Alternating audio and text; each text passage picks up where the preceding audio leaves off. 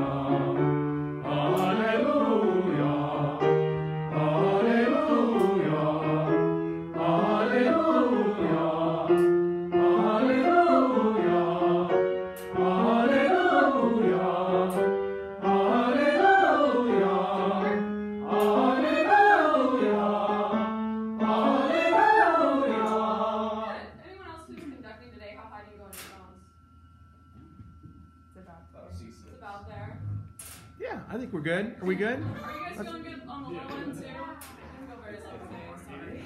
Sorry. Everybody's got low notes in the morning, right?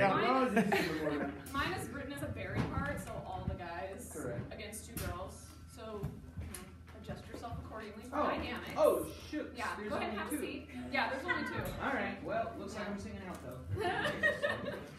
If you would like to, I'm sure Stephanie would actually enjoy that. So. Which one? Oh, praise the Lord. Thank you. This isn't the one that I know. I know the praise the Lord. Yeah. Just So this you is see it last Saturday? what's that? You see that this last year. Could be. This is such a great piece for young choirs, as long as it's the baritone. Yeah, It's a great 8th grade, 9th grade. Yeah. So everything that we do is supposed to also be making you think about, would this be, because we have to kill lots of birds with a few stones, right? And so we're covering repertoire that would work great with young choirs. This is not the stuff we sing in our university group. We do them in UC though. That's another spot we do that. I'll take it just a smidge slower because you guys can sight read, so.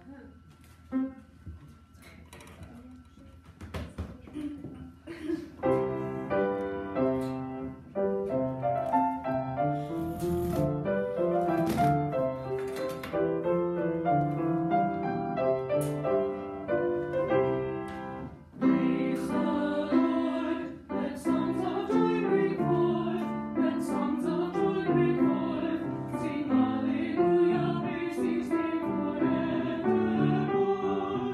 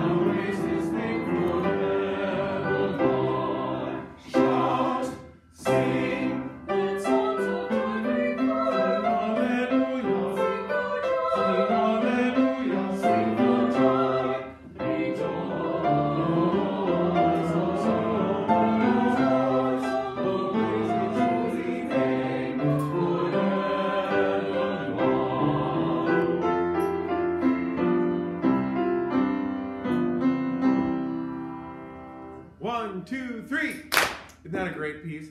So, you know, it's a little low for 8th grade, not for a lot of 8th grade boys, but if you do this piece with like a 7th or 8th grade choir, you're going to have to face, what do you do with those tenors that don't have a note below a G or an F? And you can put them on alto. A lot of times they don't want to sing alto. And there's some like, you know, kind of like masculinity kind of issues going. They want to sing them, you know. And so, but like if this is, like if you have a small school choir, like 9th and 10th grade or whatever, or even, I mean, this is a great introduction to piece to like not classically trained sort of choir and so forth. So it's really nice. Where do you want to go?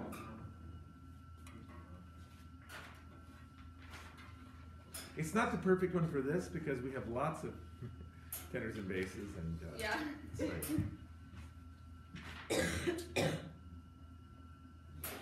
C. We're going to start C on page 4. Let's go to C on page.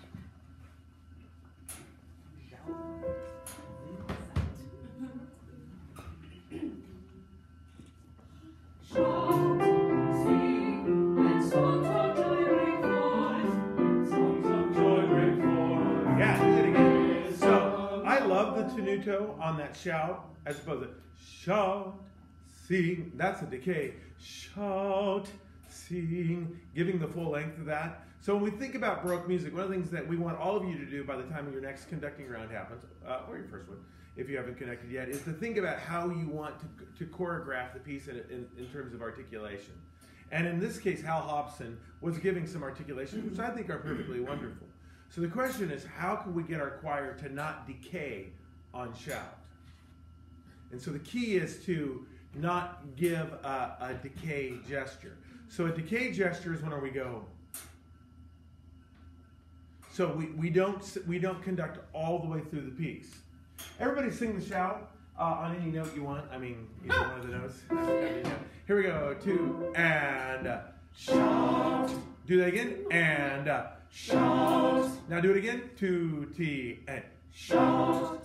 Right, and so I can shorten that. Now they didn't quite know what I was going to do, but they definitely changed just based on the gesture. Again, 2 and T and shout, sing. Right. So do you see what I'm doing there in terms of the decay gesture versus the tenuto gesture? Yeah. Right. And so it's not that you can't tell your choir, I want you to sing all the way through that. I'm not against talking, but the point is that does your gesture match what you're telling them? Right. Yeah. You want to try that? I do want to try that. Okay. I did it 4 or 5 times to give you a chance to think about it. Yeah.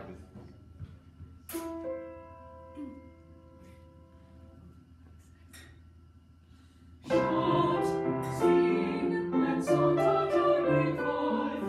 Songs of joy break forth. Yeah, I thought that was really good. How about we do the same thing on 4th? Shout, Oh, okay. sing, let songs of joy break forth. 4th, 4th. Even if they put the TH at the wrong point, if we articulate it so it has a decay, and one thing, you know, one of the problems with articulation is that the world, i.e. instrumentalists, think about articulation like staccato and tenuto and accent, and they're not really, those aren't really singing articulations. So we can talk about staccato and accent and all that, but we do it differently than the band will do it, right? Like we don't go shout, sing, right? So a staccato for us is shout, sing, like a decay gesture, right? And so the question is do we want to sing all the way through the beat, or do we want to do something else with it? And so right now we're going shout, sing, let songs of joy break forth, forth, forth. So the idea is maybe to give a tenuto to 4th. Okay. Especially since you got that TH on the end of it, right? Yeah. Try it, see if you can do it.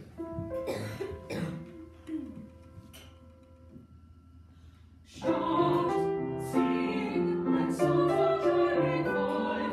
Let songs of joy break forth. Praise the Lord. Right, and then on Praise the Lord, what if on Praise the Lord we made those decay? Everybody sing Praise the Lord, 2 and T and Praise the Lord. ooh, that one was really short. I'll even make it shorter, 2 and 3 and Praise the Lord. okay, we'll make it longer and Praise the Lord. so which one do you like? We probably don't like the super short one. Singers, No. we just don't do that. No. But it's a choice, right? Yeah. And when you're in the Baroque period, sometimes we do sing more instrumentally. And when we say instrumentally, it's kind of what we're talking about, like the articulation. Okay. So which one do you like?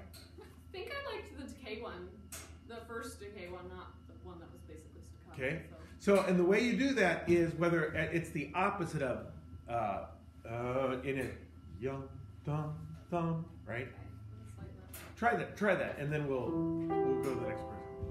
Strap right on there. Okay. Praise the Lord. Let songs of joy break forth.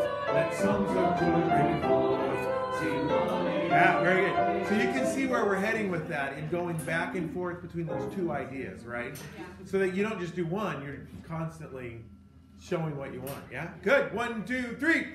Nice work. Thank you.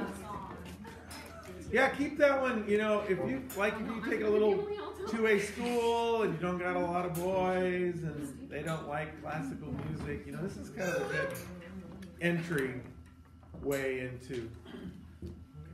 And it comes from an interesting oratorio too. There's story behind it for you. Yes. I'm thinking of Max right now in that terms, but in a world where almost all music that it seems like that is religious is Christian, you have a different story there, and nobody knows that story. I mean, you do, but Our community does, but right. But like kids at school, they have no idea.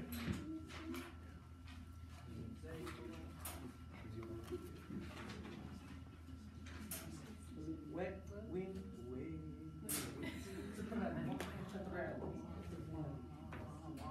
Which one are we doing? Oh, I love this. It's really pretty.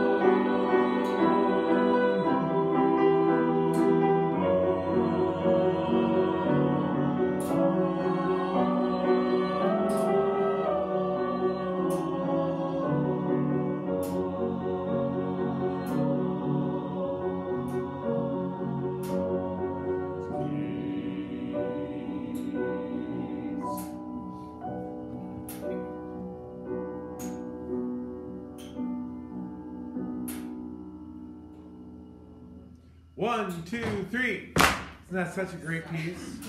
You know, it's not that hard, is it? I mean, there are some really musically difficult things in it for singers, like they're going to sound bad on, but it's not hard music in terms of the notes. It's a little bit longer. And when you think about the Baroque period, some Baroque music is really hard. Like, can you think of a Baroque composer that it's difficult to program for your young high school choir? Bach, right? Like, everything that he writes is hard except like the chorales, and the chorales are shorter and aren't those sort of things, right? And there are some great Handel things, but the Vivaldi is the easiest.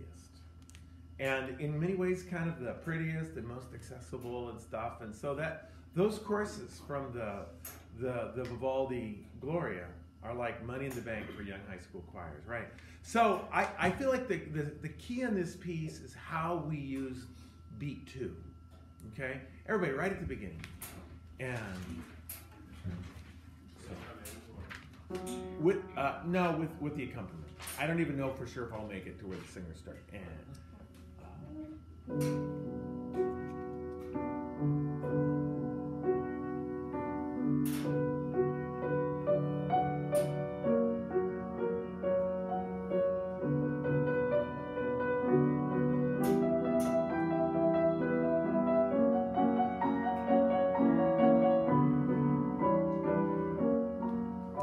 so that 1, 2 is really important. What happens if we kind of if we're a little less specific on this? Just listen to this.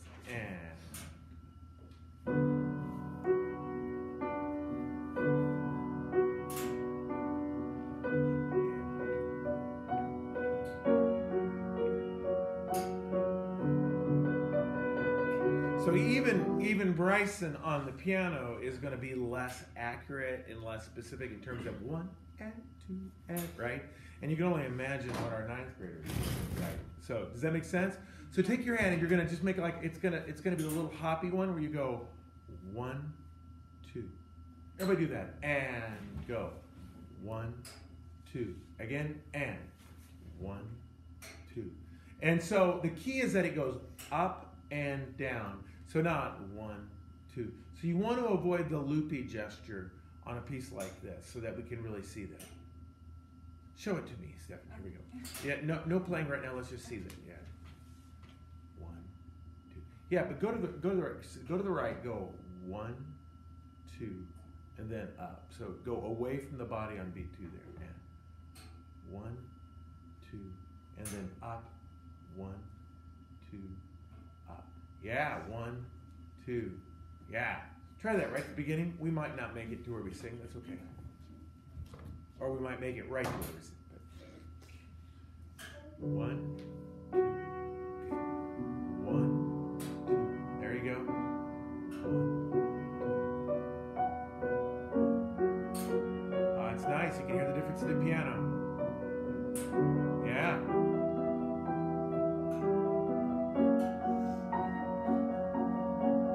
Well done. So think about the rebound on beat 1, maybe going a little bit higher. Let me show you. And that's the short. Because that shows that movement. And then when I did that, he would jump, bum, bum, bum, and then he added a little extra sense of phrase to that. So, and what that is that's the rebound from 1. 1, 2. Make it about this big. 1, 2. Ooh, that's nice. Let's see that. 1, 2, 3, 1. Oh, yeah. 1 and 2 and 2 and 2. Good. There's a good internal rhythm that. 2, 1, 2, 1. Everybody sing.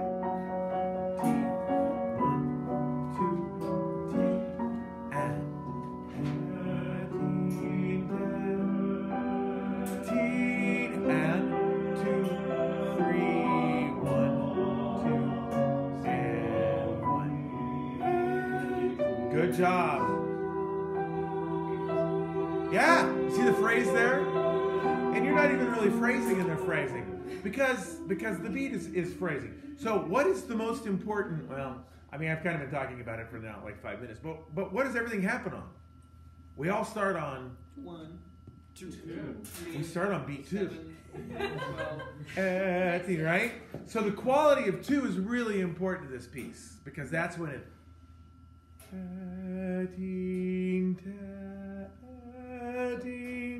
Good job. 1, 2, 3. All right, so I had 10 pieces we could have done. I decided to have us all double up and do 5 pieces because then we get a little better at them. And so, who's next? Is it Daniel? That is not our. That's you see. I was like, Katie. Who's Katie? Yeah. Wait, Katie's not in here. Yeah. Is it Daniel? Hallelujah. Yeah. Amen. Oh. Jump to 5th gear. This is the other classic one, the handle one you can do with young choirs.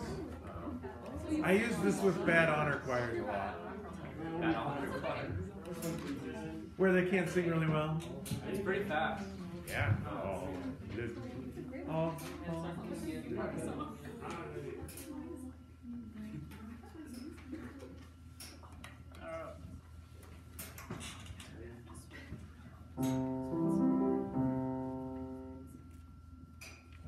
Hallelujah, amen, amen, hallelujah, amen. Hallelujah, amen, amen, hallelujah,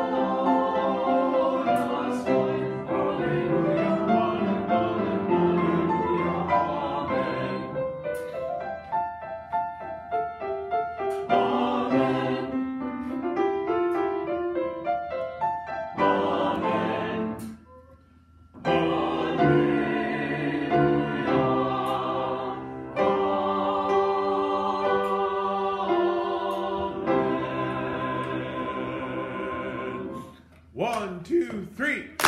Ah, nice job, Daniel. So, have you noticed that these handle pieces sometimes at the end have these little adagio things? Can you think of any other handle piece that does that? Every single. Like any specific one that you know well? Yeah, the hallelujah. Hallelujah chorus, right? So what's going on here with these tempo changes that happen in? Usually when you have a tempo change, it's an entire section. Right? Like, don't you think it's unusual that all of a sudden he just makes a new tempo change at the end of the piece for 3 or 4 bars? It's being dramatic. It is being dramatic, and so what Handel is doing is he's writing a ritornando. Yeah. It's not actually a tempo change. There was no ritornandos being written at that time. He wanted it to kind of slow down and be dramatic, and so the only way he knew how to do that in the time period was to write an adagio. So don't think about it as a tempo change. Think about it as a slowdown, like a molto rallentando is what it is. Which means that it can slow down in the middle of it. Okay, so the only reason I say that it's important for you to understand that because all of Handel's music does this. And it's not a new tempo, it's a rallentando. Okay? Yeah. So there's a couple things I want to do with Daniel, and I'm going to be careful how much you do. So you guys have already probably started like guessing, like what am I going to say when someone's conducting, right? What he's going to say, right? Do we need to get the bingo charts out? Yeah, that's right. So Daniel has a lot of impulse of will in his conducting. And this is the most valuable thing in conducting. Impulse of will is that multivariable, multi-aspect thing that results in there being a dynamic sing quality to the gesture, right? And so one might be doing a number of things that we want you to do differently, but we don't want to take that away. And so the danger is that we change your conducting to do better things, and then you go from a person who goes to a person who goes, right? And so like I want to have less wrist from Daniel. Okay? That's always been. Right.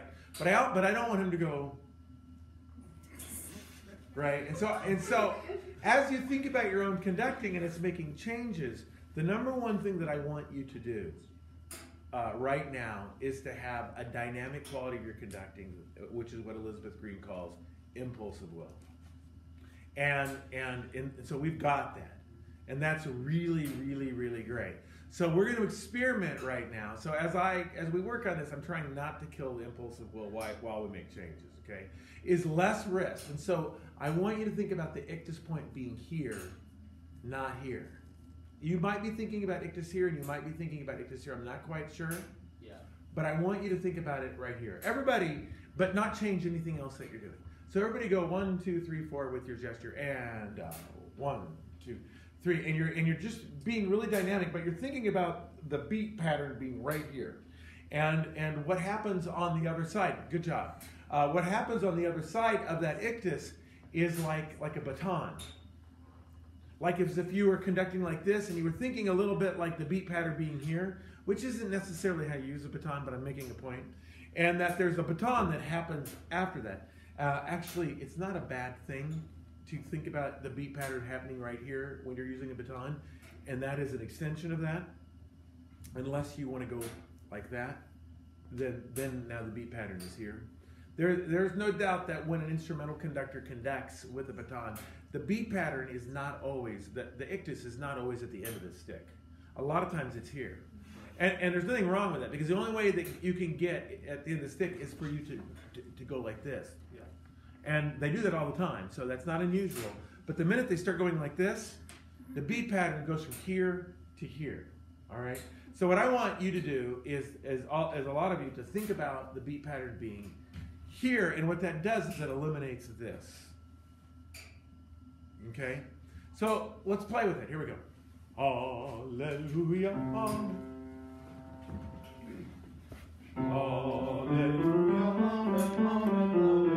Yeah, even more here.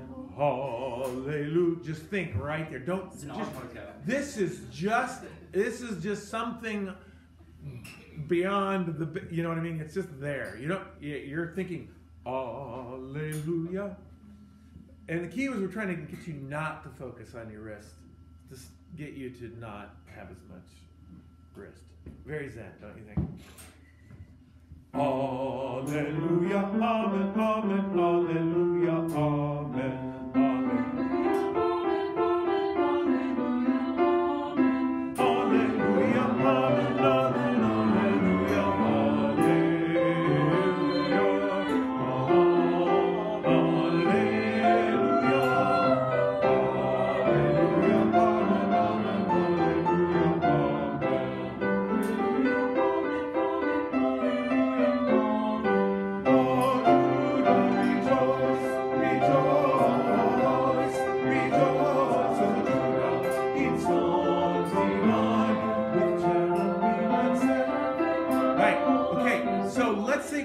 with cherubim and seraphim to be softer.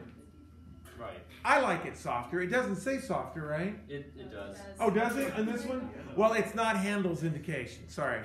Right? Handel wouldn't tell you to be softer there. Why not? They didn't really think of dynamics as much. What's that? They didn't think of the dynamics as much back then. They expected us to figure some of those things out. When the Baroque masters wrote dynamics, they mostly wrote at the beginning forte or piano, and then that's the whole piece. And so, because in the Baroque period, which of course is 1685 to 1750, so in the early 18th century, no one had the ability to sing softer or louder. They were only able to sing one dynamic level. Oh, yeah, of course. No, they were completely capable of singing softer and louder. But the notation at that point didn't support the idea of dictating that, right? So how did people manage to sing softer and louder then? They used their brains. right? Oh, that's too much work. I know, right? So what that says is that as long as you can come up with intelligent reasons why you're doing something, you get that. And so with cherubim and seraphim, so much less arm motion. Right. So you go 1, 2, 3, 4. 1, 2, 3, 4, 1. I mean, look how little I'm doing. You can do that little, right? You don't have to go. Just with cherubim and seraphim, joy with cherubs. So let's go. Let's go right before that and do that, and then we better get to the last person. So this is the rejoice on 15 on the beat. And a got it? 1. Rejoice, rejoice, in songs divine, with cherubim and seraphim on joy, with cherubim and seraphim on. Yeah, good. You see how big a difference that makes? And can you tell what the beat pattern is? Nobody cares. Yeah, that's what I had a big problem with that Right. when practicing. I was like, Now, if you're a person that never shows the beat pattern, that's a problem. But you're showing lots of beat pattern, and right there, then you show really small beat pattern. What we've learned about your beat pattern before that is plenty enough for you to be able to go into, and that's just fine. Whether it's a choir or an orchestra. The visualization I like here is that with cherubim and seraphim. Oh, cherubs and seraphim. Ooh, little fat babies with wings. No, it turns out they have a sword with cherubim and flaming sword, right? You can look up if you care in the biblical tradition of what those characters are, angelic figures, and angelic figures were often dynamic characters with flaming swords that were. And like 15 wings. They were not happy little cherub babies. So I always play with that. I'm not saying that's what Handel means, but with high school kids, it's sometimes nice to have a visual idea to have some fun. All right, 1, 2, 3.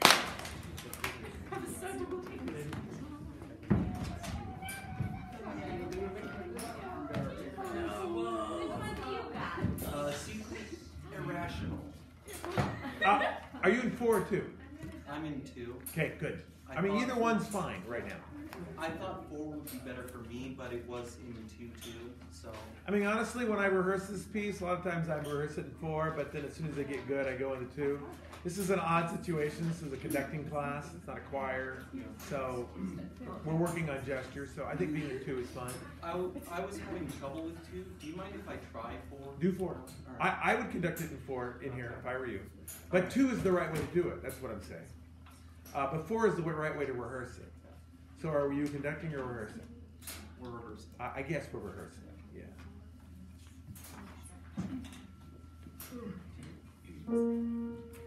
Honestly, I do 2 when my conducting doesn't matter anymore. When they don't need me to know where the next beat is. And all I'm doing is showing overall idea of phrase. Because then I can get the text accent I want. Alright. Ready, soprano? Oh, she's fine.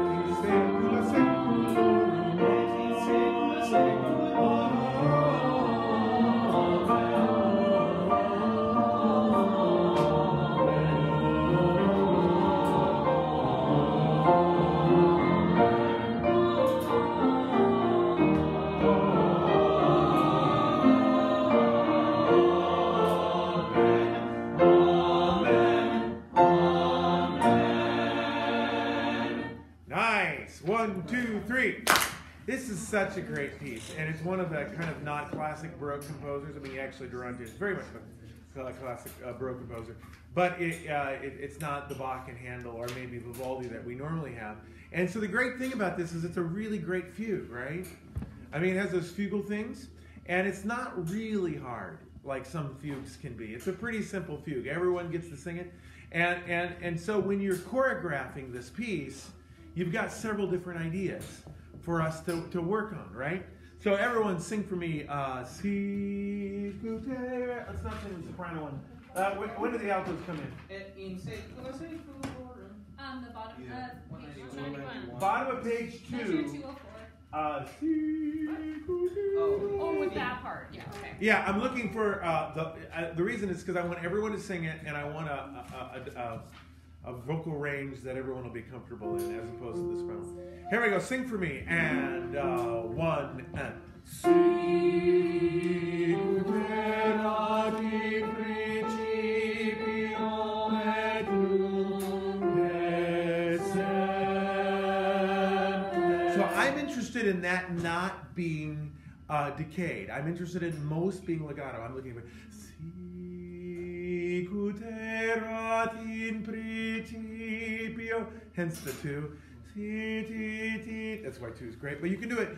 Hitam panti ti. Sing it for me again, and 1 and. Si cuterat in principio et nunc et semper. So I'm making those notes longer, not longer in time, of course they're in time, but I'm trying to get as much tenuto out of them as possible. Try that right when they come in at that alto. Do you know where I'm at? Yeah. Yeah. All right. Do we want everyone on their own part? Or No, everyone on the melody. So, and this is exactly how I do it with the kids as well. I'm teaching them what that sounds like. Because it's not just the notes we're interested in, we're interested in the articulation of those notes. So what beat do they come in on? On 3. So just put your hand here and you're going to go to the left and you're going to go C and cross the body. C, and everyone will come in. Si cuterat in principio et nunc et semper. Yeah, and so what I want, and so you kept kind of getting turned around. It's freaking you out to start on 3. Yeah. And so sometimes he starts that theme on 1. Sometimes he starts that theme on 3. Yeah. Does that surprise you? No. No, because what is not true about the Baroque period? It is not metrical. Time signatures are mostly meaningless in the Baroque period, except I do group things in groups of 4 or 3 or something. But what you don't have is you don't have strong, weak, not as strong, up, strong. That is a classical construct. That is a Mozart idea. That is a Haydn idea. That is not a Baroque period idea. In the Baroque period, they group things together, but you could start on 3, you could start on 1, whatever. I mean, right? Bar lines were convenience, not for really, right? So really work on 1, 2, si cuterat. Feel yourself kind of go through like a bowing motion. Okay. Ti tan tan ti tan. Yeah. And if you get off, don't worry about it. Just go in circles. Half the time that's better conducting anyway.